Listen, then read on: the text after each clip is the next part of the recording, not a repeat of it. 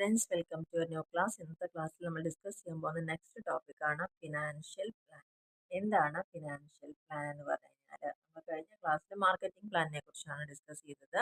അപ്പോൾ financial plan എന്ന് പറഞ്ഞു കഴിഞ്ഞാൽ നമ്മൾ കംപ്ലീറ്റ് ആയിട്ട് ഡീറ്റെയിൽ ആയിട്ട് ഒരു റിപ്പോർട്ട് പ്രിപ്പയർ ചെയ്യുക. ഇതിനെക്കുറിച്ചാണ് നമ്മൾ എത്രയാണ് ഈ ബിസിനസ്സിൽ നിന്ന് എക്സ്പെക്ട് ചെയ്യുന്ന ഇൻകം, അതിന് വരുന്ന കോസ്റ്റ്, അതിൽ നിന്ന് കിട്ടാൻ പറ്റുന്ന പ്രോഫിറ്റുകൾ, എങ്ങനെയാണ് ആവശ്യമുള്ളപ്പോൾ പണം സ്വരൂപിക്കേണ്ടത്, അതേപോലെ തന്നെ അതിൽ ബഡ്ജറ്റുകൾ ഉണ്ടായിരിക്കും, ഫോർകാസ്റ്റുകൾ ഉണ്ടായിരിക്കും. ബിസിനസ് ഫിനാൻഷ്യലി ഹെൽത്തി ആവാൻ എന്തൊക്കെ കാര്യങ്ങൾ വേണോ അതിൻ്റെ എല്ലാ കാര്യങ്ങളും അടങ്ങിയതിനെയാണ് ഒരു ഫിനാൻഷ്യൽ പ്ലാൻ എന്ന് പറയുന്നത്. അപ്പോൾ ഫിനാൻഷ്യൽ പ്ലാൻ നടത്തുന്ന സമയത്ത് അതിൽ ഒഴിവാക്കാൻ പറ്റാത്ത ഒരു ഘടകമാണ് റിസ്ക് എന്ന് പറയുന്നത്. ബിസിനസ് എപ്പോഴും റിസ്കുകൾ ഉള്ളതാണ്. അതുകൊണ്ട് തന്നെ റിസ്കിനെ മാനേജ് ചെയ്യുക എന്ന് പറയുന്നത് ഇമ്പോസിബിൾ ആണ്. അങ്ങനെ ബിസിനസ് ചിലപ്പം അത് തോറ്റു പോകാനും സാധ്യത ഉണ്ടായിരിക്കും.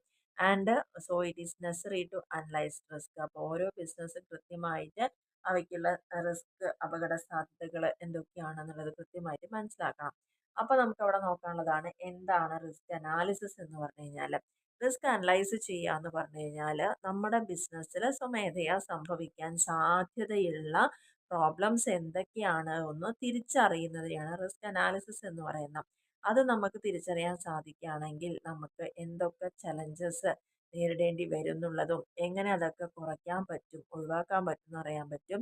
റിസ്ക് ഏകദേശം നമുക്ക് മുൻകൂട്ടി അറിയാൻ സാധിക്കുകയാണെങ്കിൽ നമ്മുടെ ബിസിനസ്സിനെ വളരെ സ്ട്രോങ് ആക്കാനും സേഫ് ആക്കാനും ഒക്കെ സാധിക്കുന്നതാണ് പറയുന്നത്.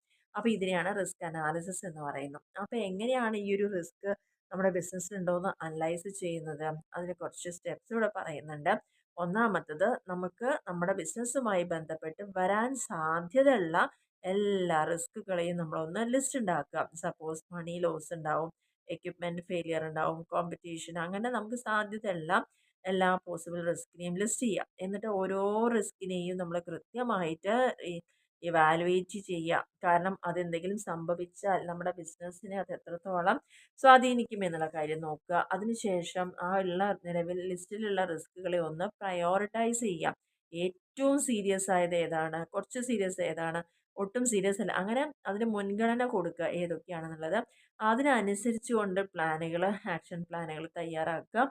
ആൻഡ് റിസ്ക് ഹാപ്പൻ ചെയ്ത് കഴിഞ്ഞാൽ ഇതെല്ലാം വർക്കൗട്ട് ആയോ എന്നുള്ളത് കൃത്യമായിട്ട് നമ്മൾ ചെക്ക് ചെയ്യുക. അത് എന്തെങ്കിലും മാറ്റങ്ങൾ ആവശ്യമുണ്ടെങ്കിൽ മാറ്റങ്ങൾ അവിടെ കൊടുക്കുക. ഇനി റിസ്ക് അനാലിസിസിൻ്റെ ഇമ്പോർട്ടൻസ് എന്തൊക്കെയാണ്? ഒന്നാമത്തെ പോയിന്റ് പറയുന്നത് ഹെൽപ്പ് ഐഡൻറ്റിഫൈ പൊട്ടൻഷ്യൽ പ്രോബ്ലം. ഒരു കാര്യം സംഭവിക്കുന്നതിന് മുന്നേ തന്നെ ആ പ്രോബ്ലം എന്താണെന്ന് ഐഡൻറ്റിഫൈ ചെയ്യാൻ പറ്റുക. അപ്പോൾ അതിനനുസരിച്ച് നല്ലൊരു